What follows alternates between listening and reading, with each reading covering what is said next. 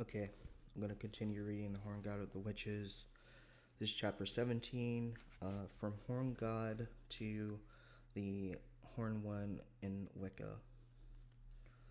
Wiccan witchcraft, primarily male deities, has always been the Horn God. In recent years, I think this has sometimes gotten lost as people think of the god or the lord, with the goddess being referred to as the lady instead of the Horn One.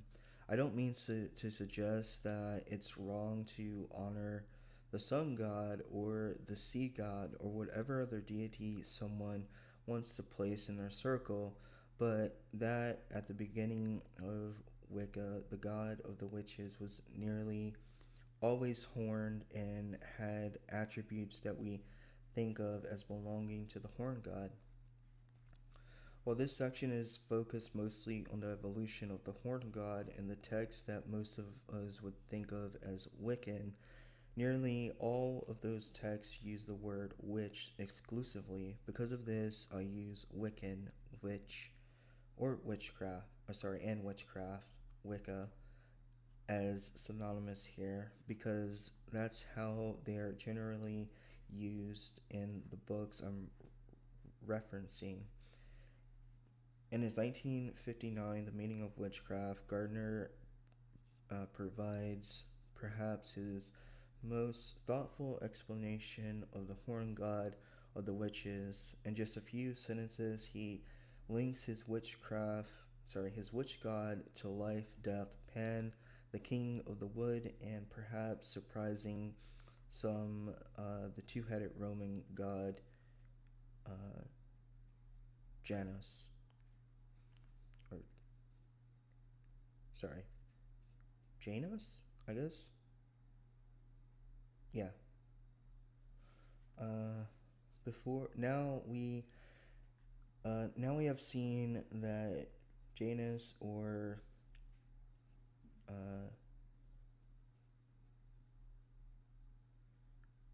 Dianus was a form of the god for the witches. The two faces depict his dual nature. As the witch ritual says, thou art the opener for the doorway of the womb, and yet because that which is born must also die, it may be renewed. Therefore art thou Lord of the gates of death, being the consort of Diana. Uh, he he was the king of the wood, and as the phallic god, he was the renewer of life. It is evident that the bust which Lady Raglan illustrates depicts his as a renewer of life in spring. The green leaves take life from his mouth, closely akin to him for uh, Faunus and Sylvanus, uh, and Pan, who was held in Hellas as uh, Pampog, uh, Peninator, All Devourer, All Begetter, and the Cherae Sorter. Cosmo loves a survivor of the world, yet from whose name was derived panic as a term of terror. Uh, Priapus too was the phallic god and the god of the gardens. The concept of fertility, of eternal, ever renewing, upspringing life is the bias or is the basis of them all. Here Garner's god is cosmic and all encompassing. He's one being, but he's also Pan, uh, Priapus, Janus, the Green Man, the King of the Wood, and the Lord of the Gates of Death. He's the joyous god of the eternal English countryside, but he's also a deity with one foot or hoof planted firmly in the afterlife. In Witchcraft Today, Gardner wrote that while the gods wish them people well, the gods, were not all powerful, that they needed man's help, uh, that by performing certain rites, men give them power. Perhaps a phallic renewer of life and Lord of the Gates of Death is not quite all powerful, but he has to at least come close. While reading Gardner, I sometimes feel like his horn god is two separate deities. There's the horn god of the witches, a rather intimate deity who appeals only to witches and whose origins are in the green earth and humanity before recorded history. This is the version of the God who is not all powerful. Next to this figure is one of the two pillars which support the universe, of which every manifestation of male and female is a manifestation of them. This can be taken to mean that gods such as Yahweh, Jehovah, are also a manifestation of the witch's god. Though I do not think it was Gardner's intention. These more cosmic musings would have latter ramifications. It would allow the horn god to get lost in other manifestations of deity. Instead of him continuing to be a primary male god of the Wicca, the door was now open to other possibilities. In later years, the horn god would be looked at by many as simply one aspect of a much greater whole. The end result being that many began to uh, overlook some of the roles he played in Wicca's earliest published literature. When discussing the history of any modern witchcraft tradition, books are especially important. Until relatively recently, the only way to really learn about a tradition such as Wicca is through direct contact with a Wiccan, hard to find generally, or through the pages of a book.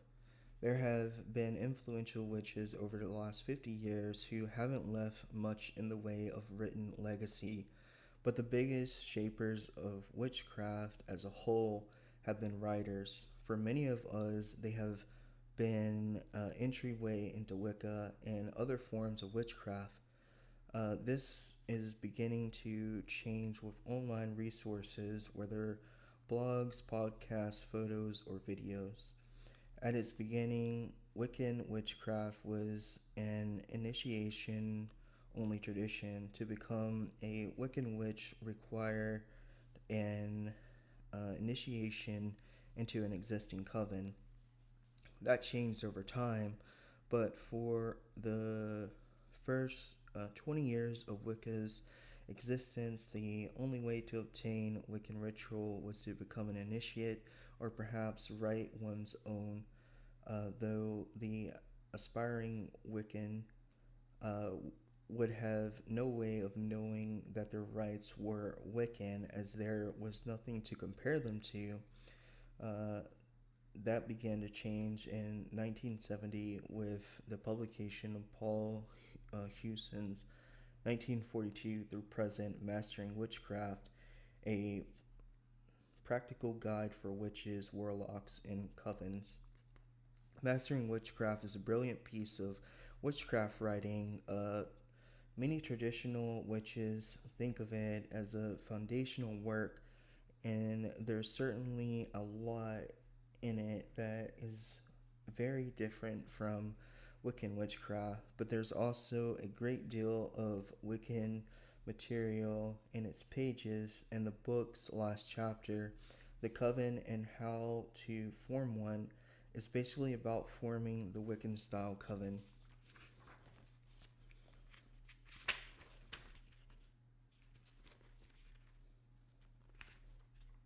Okay.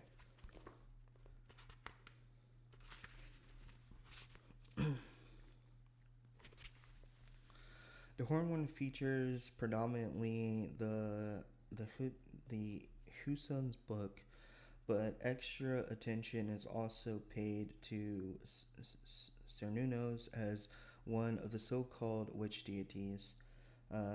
Huson's writings on Cernunnos are fascinating because it's a version of Cernunnos that's alien from the deity I know in many respects. Huson explicitly links Cernunnos to Pan to such an extent that you start to wonder if Cernunnos has goat horns on top of his head instead of antlers. The goat of the age-old representation of lust and debauchery, and Cernunnos himself, for such is his witch name, is frequently represented as possessing the coven, hooves, horn, and erect phallus of his attribute. His symbolism has much in common with that of the Greek god Pan.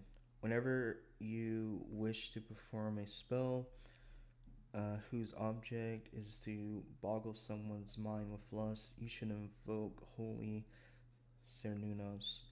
In this passage, Pan and Cernunnos are essentially the same deity, an idea expressed before by uh, Murray. Now they are seen to look alike. Cernunnos would also feature in Huson's work as a god of vengeance. The god figure uh, sorry the god figures prominently in a spell using puppet magic. This utilizes the power of Cernunnos to vengefully stab and Dagade stab the Dagade into the part of the puppet designed for torment with the words "so mote it be." Later in the same chapter, called Vengeance and Attack, the power of Cernunnos is used to call up an electrical storm, but only on Tuesdays during a waning moon. The use of Cernunnos as a Wiccan witchcraft's primary or most important male deity would be reported to other books published in the 1970s.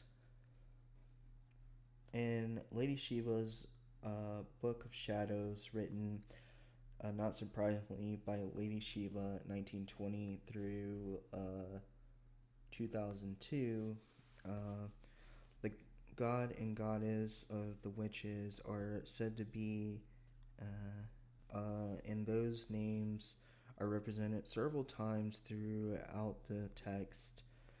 In her spring equinox ritual, Shiva calls Cernunnos the merciful son of Ridwin, and states that his name is highest of all. The reasons for using an alternative spelling of Cernunnos is worth speculating on. Lady Shiva received much of the information that made up her Book of Shadows from an English coven who may or may not have included the name of their coven deity in their book. Not including specific deity names is a common practice among initiatory traditions in order to keep those names secret. It's possible that Shiva was attempting to recreate a name she had simply heard previously and not seen written down. It's also possible that her more phonetic spelling of Cernunnos was one she inherited from the coven she was initiated into. The story of Sheba's initiation is a strange little piece of witch history. Unlike most initiates, she was initiated remotely, in this case over the phone, by British Coven while she was living in the state of Kentucky. After Sheba received the Book of Shadows, she had pledged to keep secret. She prominently sent it to uh, Llewellyn. I think that's how you say that name. Publications, the publishers of this book. Sheba would not be the only witchcraft writer in the 1970s to use an alternative spelling of Cernunnos as the name of Wicca's horn god, uh, Valiant, I think, 1922 through 1999, held by many as the mother of modern witchcraft, would call the horn god uh, in her 1978 How to Book Witchcraft for Tomorrow. In addition to using this specific name, her book also includes a poem, Invocation of the Horn God, focusing on the Horn One as a god of moonlit meadow on dusky hill and forest wild and woods enchanted. Valiant explained the use of over a decade later uh, in her memoir, The Rebirth of Witchcraft, stating that it was one god of it was one of the god names used by the coven she was initiated into by Gerald Gardner. Contemporary to Sheba, Valiant, and Hewson was the English witch Shibboleth 1917 through 1982, who released The Complete Art of Witchcraft in 1971. Instead of naming the horn god Cernunnos of the variation or a variation thereof, she called him horn god uh, Faunus, generally seen as a Roman equivalent of Pan. So Faunas, I guess is how you say that. Then if it's Roman, maybe I don't know. I say the Roman variants this way because, as far as I know, Romans spoke Latin, Greeks spoke Latin, and those are the sounds from uh, languages derived from Latin, like a, e, o, u, is the vowels for the Latin, or the vowels for languages derived from Latin, I'm going to say. Like Spanish, French, Italian. Um, so that's why I say things that way. Anyways, back to the book. He is the spirit within the words, trees, and waters, but she also explicitly links him to the sun. Her uh, Faunas is the son of the life-giving force without which there could be no life at all. Alik also gives the names Sylvester, Crom, Pan, uh, Fiernius, I guess, for her coven's horn god, though most of those, much like Faunas, never became very popular throughout the circles she inspired. Cernunnos is again used as the name of the Wiccan horn god, and even spelled correctly. The Eight Sabbaths of Witches, 1981, and The Witch's Way, 1984, by English witches Jeanette, 1950 through present, and Stuart Farrar, 1916 through 2000, with some assistance by Dorian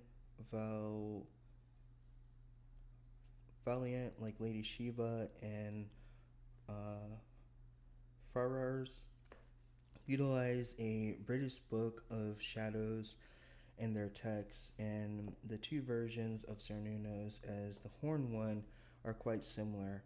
In both works, Cernunnos straddles the worlds of life and death equally and is referred to as the Dread Lord of Shadows. 8 Sabbaths for Witches. The Witch's Way would be some of the last Wiccan books to portray the Horn God as the unquestioned god of witches and to include a specific deity from the antiquity. What Gardner hinted at in 1959, the god as a manifestation of all male deities, would become the most common way of writing about a god of Wiccan witches as the years rolled along. Writers would mention the horn god, of course, but he became something bigger and a more intimate deity concerned primarily with witches.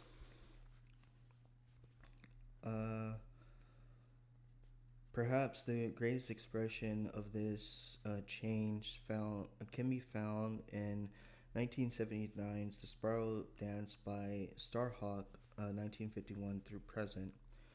Unlike the previous authors written about in this chapter, Starhawk drew inspiration for her versions of witchcraft from sources far beyond Gardner and British Wiccan traditions. Starhawk's version of witchcraft was heavily influenced by Wicca, but also second wave feminism. Dianic witchcraft and the work of Victor, 1917 through 2001, and Cora Anderson, 1944 through 2008, the founders of the fairy tradition. In the Spiral Dance, Starhawk calls the god of the witches by several different names, including Horn God, the god, Sunchild, Lord of the Winds, the dying god.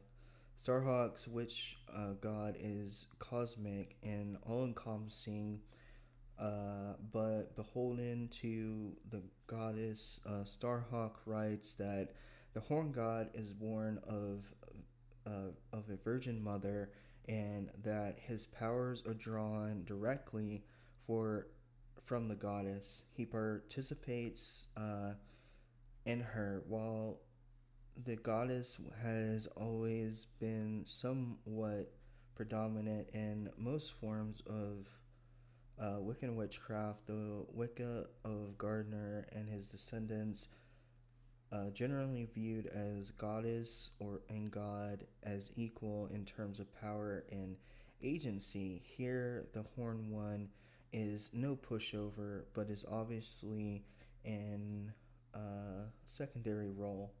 In a secondary role, a Starhawk's conception of the god of the witches is not one that arose in isolation and was symptomatic of larger trends. By the end of the 1970s, I think it can be safely said that witches and the broader Wiccan community were moving away from the horn god as a dominant male deity of their tradition and replacing him with a larger concept, the god. Some of this was most likely intentional, and some of it was probably by accident. Many specific initiatory Wiccan traditions was named gods, such as names are often not allowed to be said during public ritual. This led to generic titles being used instead, which is why so many early published Wiccan rituals contain exhortations to the goddess and god, or lord and lady.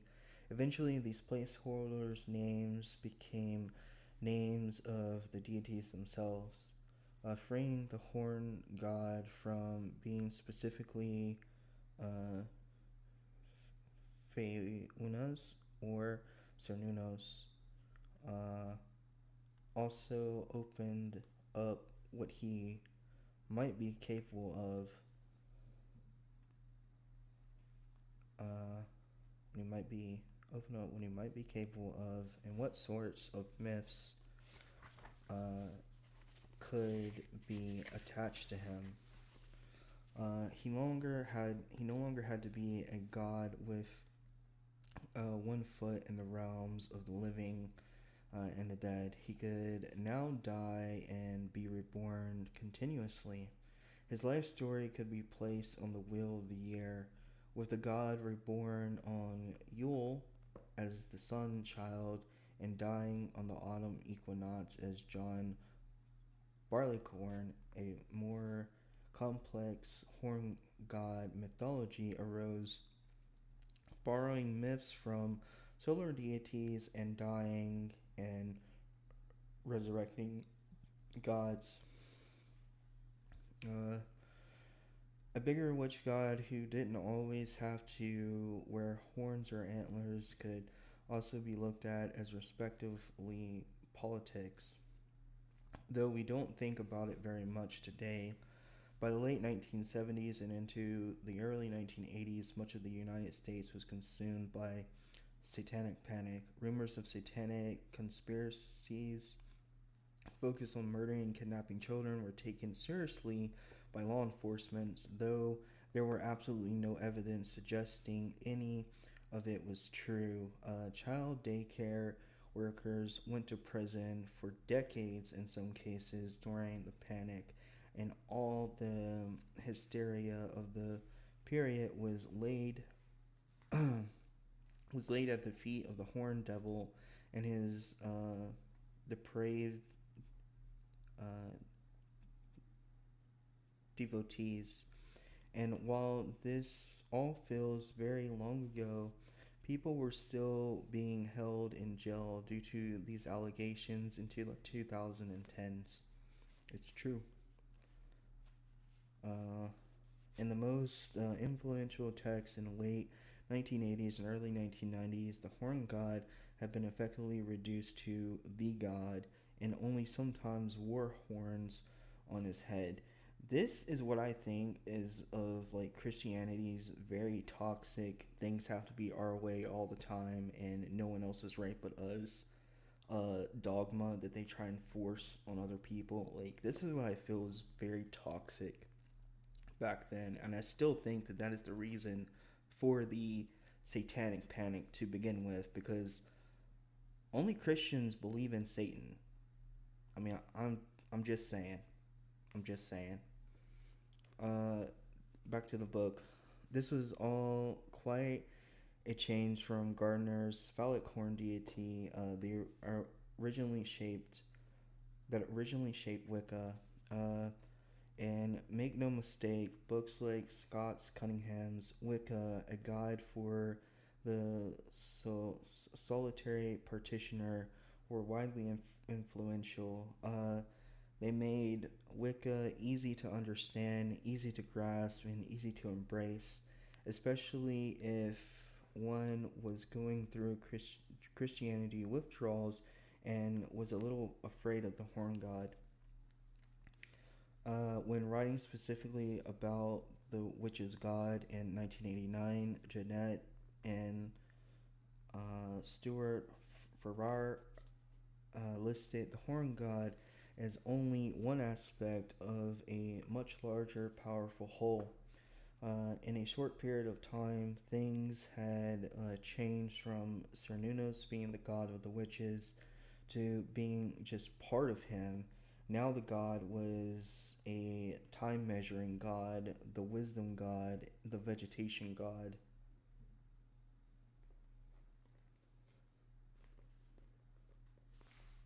Uh, the war god, the craftsman god, the monopolist god, the underworld god, along with several other names. So wrote Ravenwolf's 1956 through present to ride a silver broomstick 1993 acknowledges that it's hard for many new witches to accept the visage of our God, and then makes it easy to do so by encouraging new witches to pick up whatever deity they want. The God. I remain a huge fan of Ravenwolf Cunningham and the work of the uh, Farrars by emphasizing the god instead of the horn god. They, to some extent, sidelined Wicca's original male deity.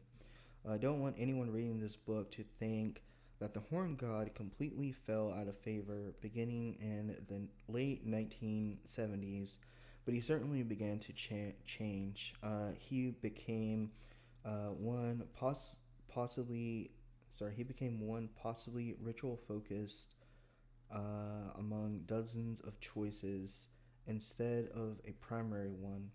In the process of writing this book and reviewing what has been written about the horn god in Wiccan witchcraft texts, my impression is that the horn one often comes across as a secret reserved for practitioners. If you know how to look for him, you can find him. But if you are new to all of this witchcraft stuff, here's a way to get around any negative baggage you or society might have toward him. During the writing of this book, I asked my friend and fellow Wiccan witch Thorn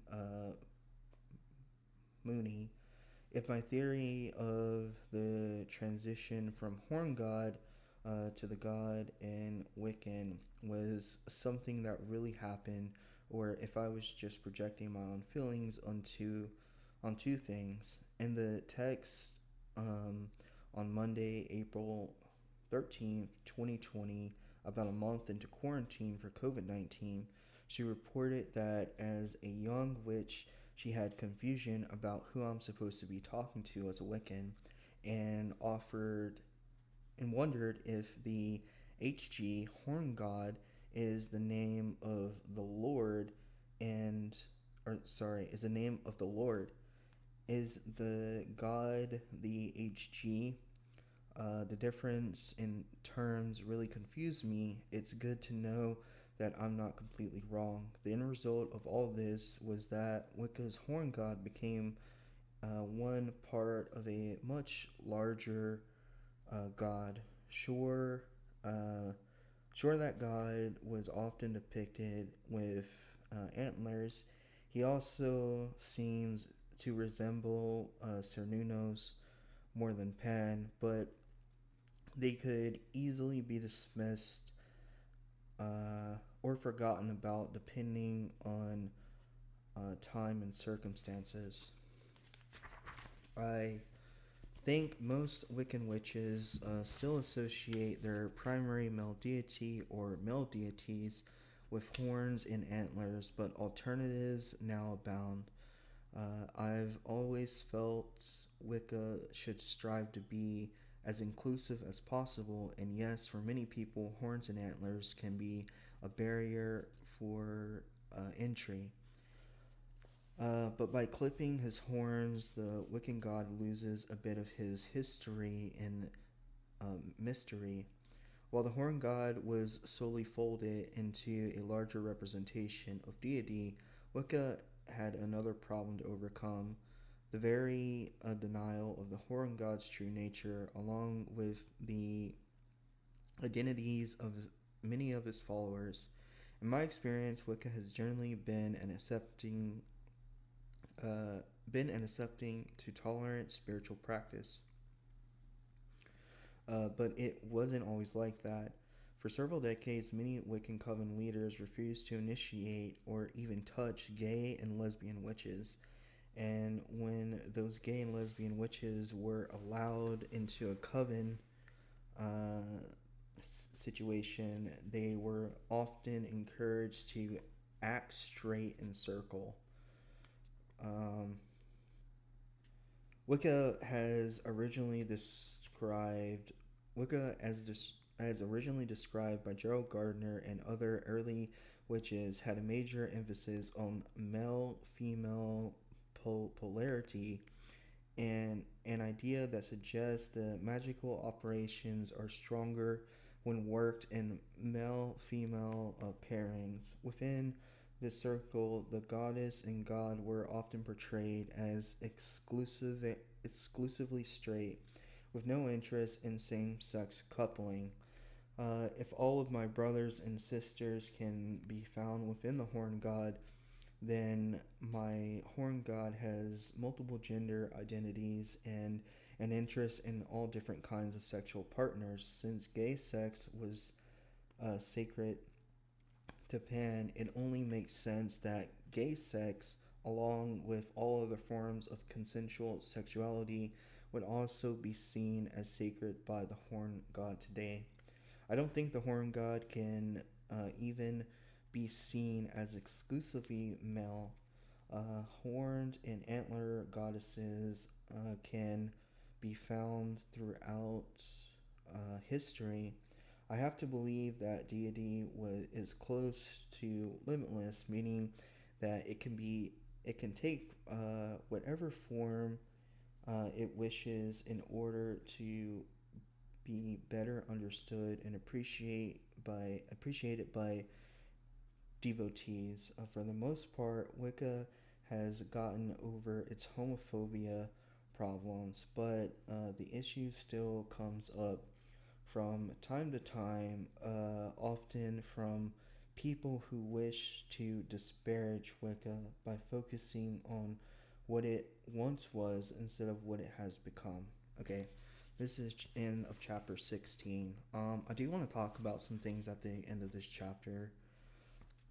So, I'm going to talk about this first. I am going to remove a name from this book and the audio because of who uses the name in this book. And I'm also going to say something else that's in this chapter. So, this chapter does go into who the Almighty or All One God may be. And it does use the name Jehovah. I used to be one of Jehovah's Witnesses. I since disassociated from them. And I'm not saying this as a way to mock or put shame on Jehovah's name, but as being formally one of Jehovah's Witnesses and knowing what this is a religion according to the government of the United States, I call it a cult. And the reason why I call it a cult is because of their rampant child sexual abuse cases that have been popping up literally all over the world as of late. So if someone who has suffered much abuse from this cult,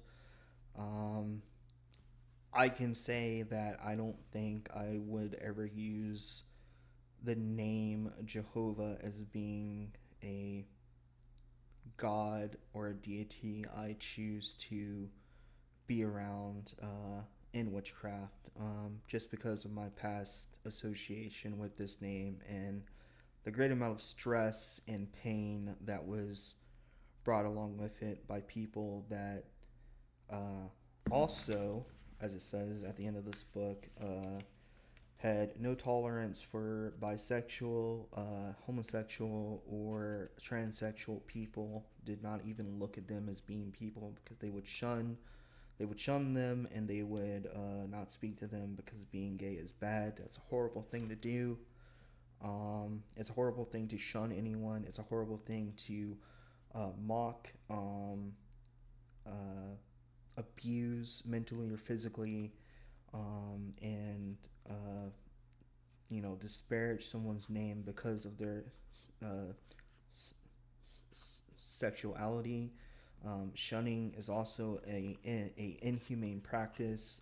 I do not condone it. I do not agree with it. I do not participate in it either. And I refuse to participate with anyone who shuns others, um, because it is a inhumane practice, and there's no way that I see a loving God. And yes, I do think that the witchcraft or the gods of witchcraft are loving, and they care about their the people who worship them and who choose to honor them. I do think that these deities do look out for these people, and I felt that in my own life as having to grow up and be forced to partake as being one of Jehovah's Witnesses. And if I wouldn't partake in it, then I would be beaten, I would be cursed at, physically, mentally abused. I remember being beaten as a child because I didn't want to participate in prayer, and being beaten a lot of other times and publicly humiliated because I didn't want to participate in the things because I believe differently. But uh, I had to grow up for some reason in a household that believed differently from me, and I was very severely punished and demeaned and humiliated publicly, um, all for the name of what Jehovah's Witnesses see as the Almighty God. Um, I do not condone that behavior. I do not partake in it. I will not partake of it, and I still stand today saying that these people are a cult. They very much abuse children, and they should be watched, honestly. Um, so those are the two things that I wanted um, to say for this chapter. Thank you for listening.